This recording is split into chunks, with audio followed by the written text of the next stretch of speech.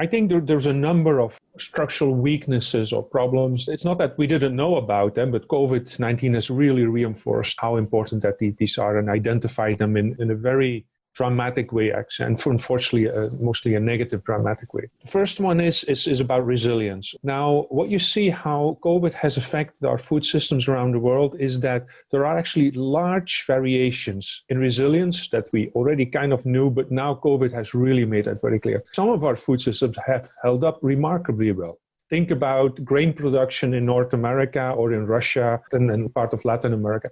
I mean, these are vast areas of the world where basic grains are being produced and they are very little affected. So you have big combine harvesters, which are basically going through the land. And so social distancing is not a problem. Labor use is not much of a problem. In some cases, basically, these tractors are driven by satellites, so you don't even need people anymore. On the other hand, what we see is that a significant part of our food systems and our supply chains have been very vulnerable. And so they were vulnerable before for a number of reasons, to climate or whatever. I think the most important thing we have learned from COVID is the large heterogeneity in our food systems and also the heterogeneity in how resilient or not resilient they have been. This is very different from, for example, when we were in the late 2000s, we had this food price spikes on the global world markets, I'm sure you know about. And there we had a lot of food security problems. Why? Because prices went up. But we did not have disruptions of the food systems as much as we do now. So I think the best analogy to what we experience today is more what happened in the Soviet Union, in Russia and Eastern Europe in the 1990s. Because also there we had a complete disruption of the food systems, okay, of the supply chains. The crucial difference between then and now is that at that particular time, the crunch was in the capital markets. Interest rates went through the roof, there was no access to credit, etc. And so that means that all the systems which were very dependent on capital inputs, which is typically the higher technology systems, etc., they were much more affected than, for example, in China, where most of the work was done by labor at those days. I mean, China was then very poor still. And there was relatively little machines being used, etc. And so now you see the opposite. You see that those systems, those supply chains, which are highly mechanized, relying on knowledge, on robotization, on capital, are much less affected than those which are heavily dependent on labor. Food systems in poor countries are much more labor intensive than they are in rich countries. Okay, so it means that poor countries are in that way much more affected. But as I'm sure you know, some of our rich country or developed country food systems are also affected strongly. And why is that? Because in specific nodes of our food system value chain, a lot of labor is used and often people come together. Think about the US meat packaging industry. Okay? And basically the meat processing centers is a big problem. Why? Because people have to come together in the same surrounding, and that is a problem.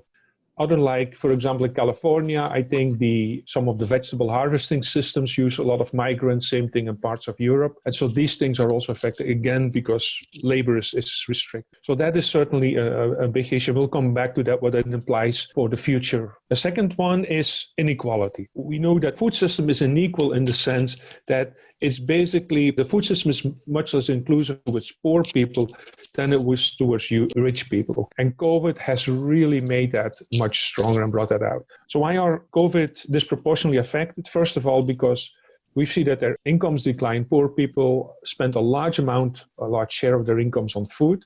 And so that means there already you basically have a direct income which is stronger. Now, what do poor people have in terms of assets, in terms of their capacities to go and earn an income? Essentially, it's their physical labor. That's what poor people have. Rich people have capital, they may have investments, they may have machinery, they may have a factory, they may have restaurants, whatever. Or they can sit like us, we can sit behind our computer and work even without leaving the house. Poor people cannot do that. They just have their physical labor. And that means, so they're hurt both on the consumption side because their income's going down and on the capacity to earn an income.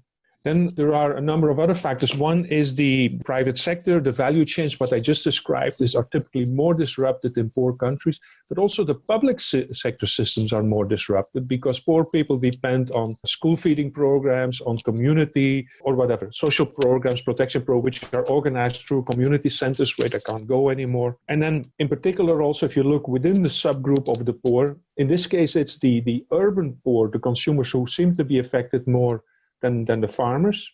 And then particularly women and then migrants or former migrants, because they can't move anymore, they are also disproportionately affected. Another thing is on the nutrition issue. So you already know that we have made a lot of progress in terms of reducing food security from the perspective of not enough calories. We have made much less progress in terms of nutritious food and the quality of the diets.